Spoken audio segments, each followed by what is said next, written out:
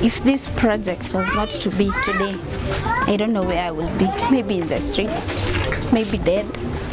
Wananipatia franga za kukopesha na mimi nalipa mzuri, sina tawa moyo. I will always be coming back here because this is my family, you know. It's them that raised me. If it was not for them, I would never be where I am. These are some of the fruits of the African Jesuit AIDS Network, AJAN. AJAN, which was established in 2002, was a result of years of groundwork by Jesuits involved in AIDS ministry in Africa, who sought to promote an intensified and concerted response to the pandemic. In the mid-90s, a growing realization of the devastating impact of HIV and AIDS prompted the Jesuit superiors of Africa and Madagascar, JESAM, to start exploring how the society in Africa could best respond to the challenges posed. JESAM was asked to compile a survey of Jesuits' involvement in HIV and AIDS in Africa. As a result, it was decided to make country visits to study the situation as far as the budget would allow. In September 1999, a meeting of Catholic delegates was organized in which problems related to AIDS were discussed and possible answers were sought. In 2002, in the JESAM annual meeting, a decision was taken up to establish AJAN as an assistancy work and as an important priority. Informing the society about the birth of AJAN, Father General Peter Hans Kolvenbach said, I share this piece of news with you in order to solicit my prayer in every possible way. Father Michael Chani, the founder of Jesuit Center for Social Faith and Justice, was asked to be the coordinator of this project. Well, the original concern was born here in Africa based on what Jesuits were experiencing in their normal ministry, that AIDS was everywhere around them and it was more and more difficult.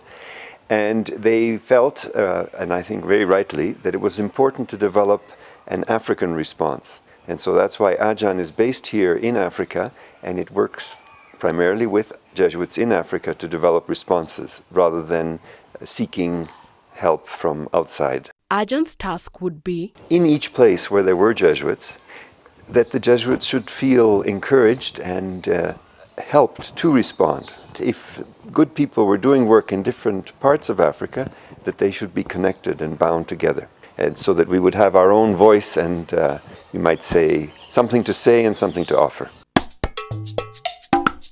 As a networking agency, AJAN is present in many countries in Africa and Madagascar. From AJAN House, the network's coordinating center in Kangemi, Nairobi, the coordinator and his team implement the mission of AJAN. In Kenya, AJAN is involved in various projects in some of the major slums in Nairobi, such as Kibera, Kangemi, and Mukuru kwa Ruben.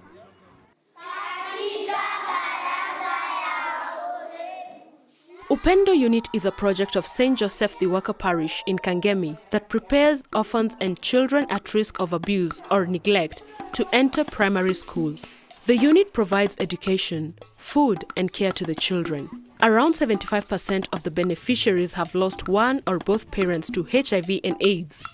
Every year, 25 children are selected to join Upendo.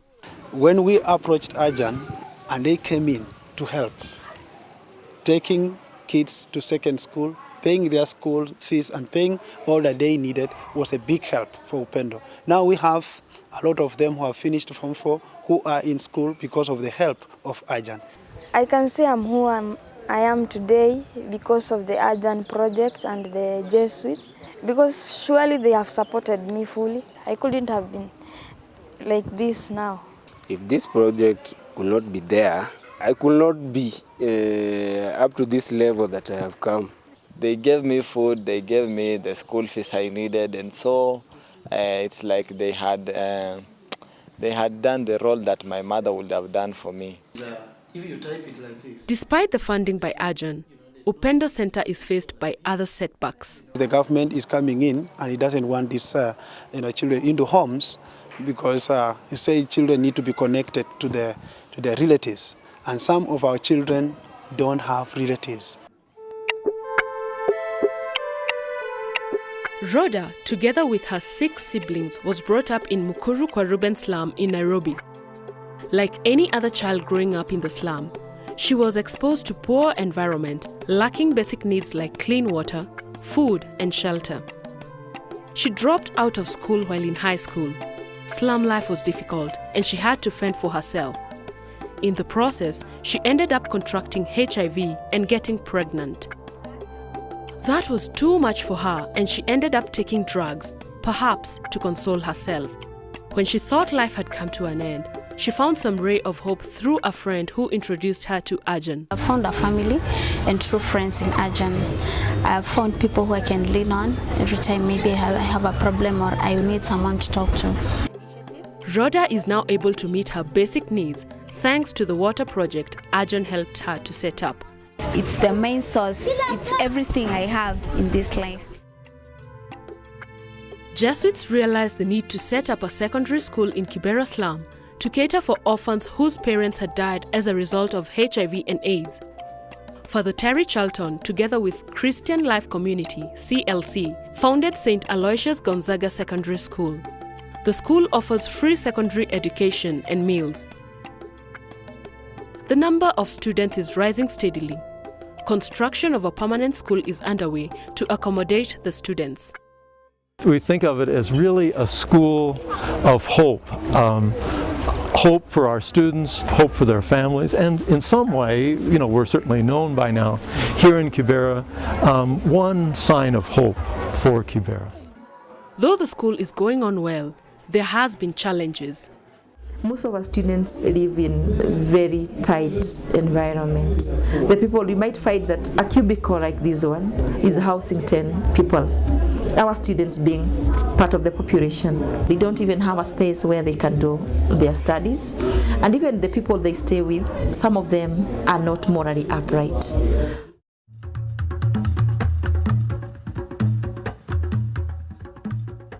Like many other African countries, Burundi has not been spared by the HIV and AIDS pandemic. Former Jesuit Refugee Service JRS project became the Service Yesu Mwiza SYM Good Jesus in Kirundi and began in 2008. SYM caters for 8 parishes in the Bujumbura Diocese and 2 in the city. Although HIV prevalence is on the rise on these areas, they tend to be ignored by the government and non-governmental organizations, hence the pressing need of SYM.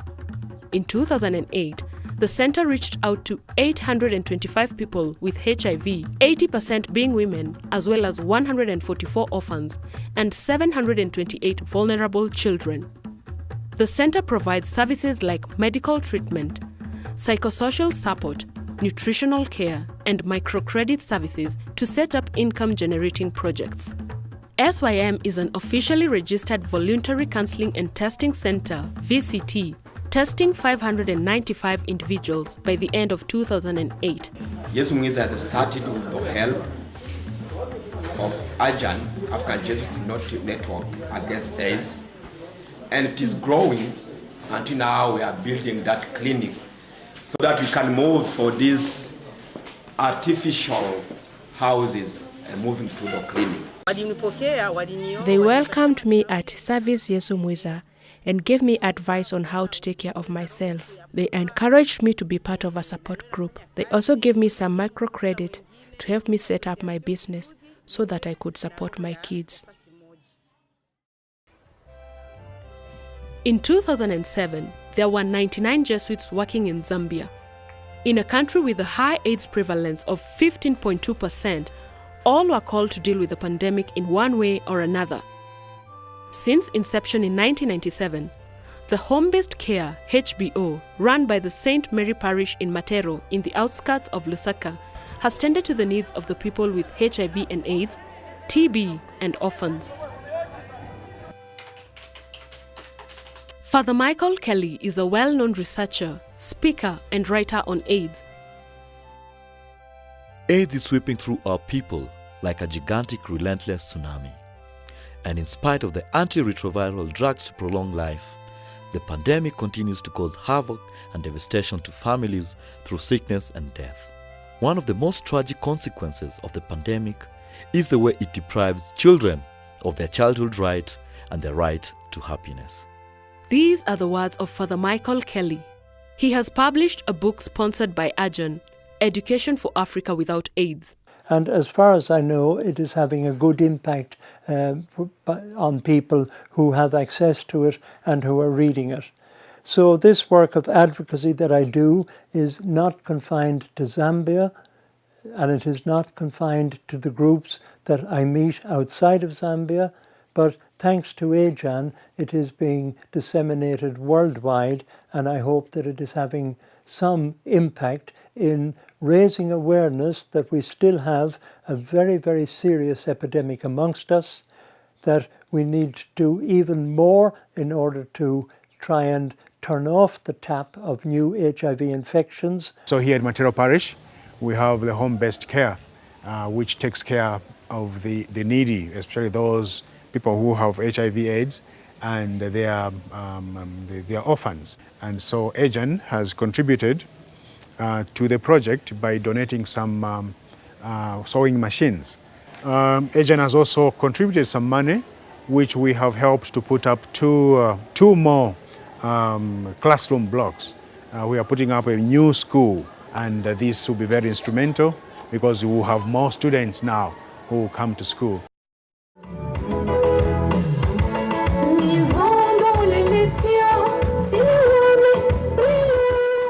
Perhaps a song to console oneself, because there are more than 120,000 adults and 10,000 children living with HIV and AIDS in Togo. Over 10,000 people died due to AIDS, and the number of orphans rose to 68,000, doubling since 2001. Centre Esperance Loyola, CEL, in Lomé was officially opened in March 2007, a project for West African province dedicated to the struggle against the pandemic. The CEL flanks the Central Cultural Loyola, CCL, run by Jean-Luc Enyege, a Jesuit priest. CEL, led by Patan Mombe, responded to an urgent need for prevention, care, and formation of people involved in this ministry.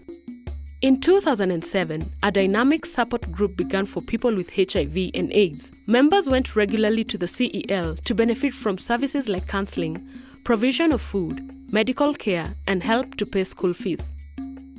On the prevention front, CEL began with a survey on knowledge on AIDS and related needs among the youth. Prevention targeted the youth and families and included talks, films, awareness sessions by the youth, for the youth, peer educators, and voluntary counseling and testing, VCT. The formation covers general aspects of HIV and AIDS, understanding people in their spiritual wholeness, counseling techniques, and nutritional care. I think that whatever we have achieved so far is positive. We have achieved our objective about caring for the people. The team I first met when I came was working in a very fragile condition. Looking at them today, they look much better. And although some of them have passed away, the team is more dynamic, and this is why I think we have achieved our objectives. The Social Center at Loyola has done a lot for many beneficiaries. It has also saved many lives. When they came to our center, they were close to death. But as we talked, they got encouraged. They not only got back to life, but now they look healthy and normal, like any other person without the virus.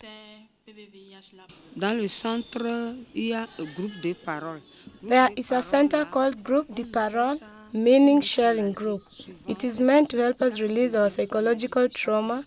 It is a place where we get to know each other and share about our issues.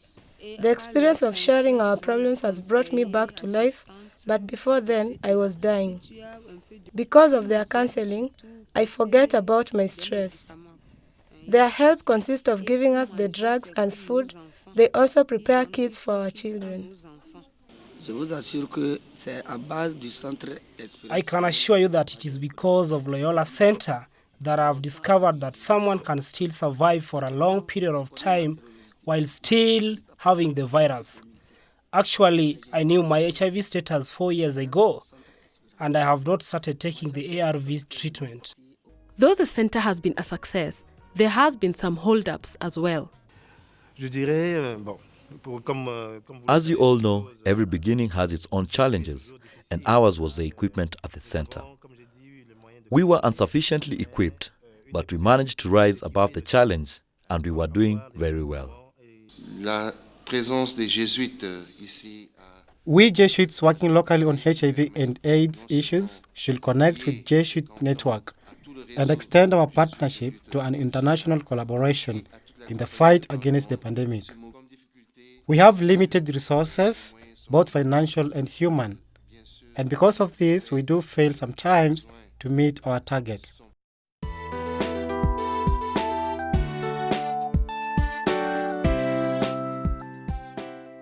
In Madagascar, there were 14,000 people living with HIV and AIDS in 2007.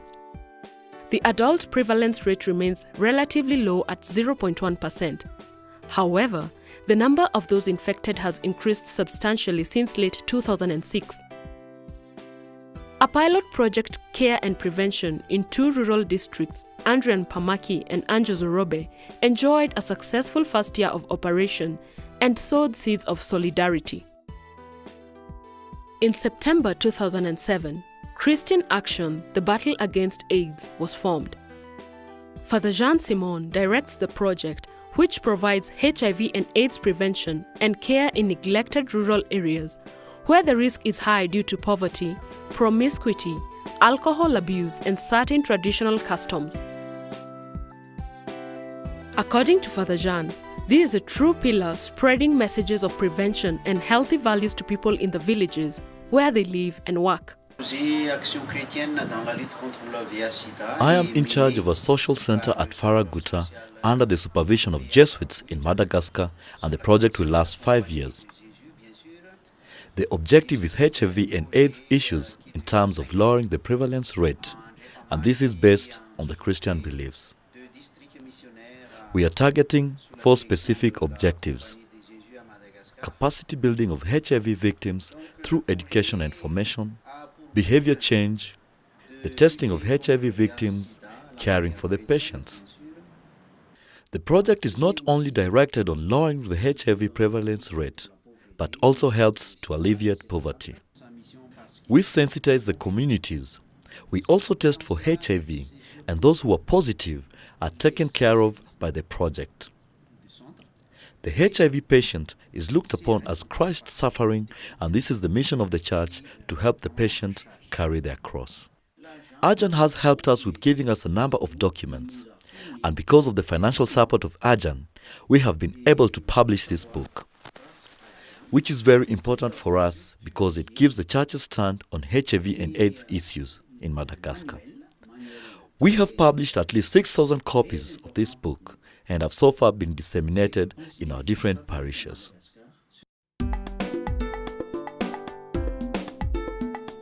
In 2008, there were 278 Jesuits in Democratic Republic